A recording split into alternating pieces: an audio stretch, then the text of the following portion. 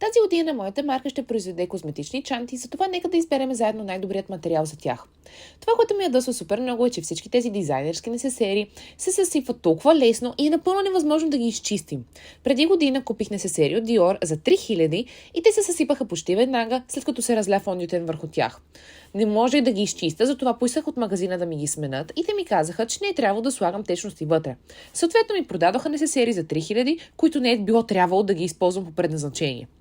Аз искам моите несесери не само да имат невероятен дизайн, но да бъдат издръжливи и функционални.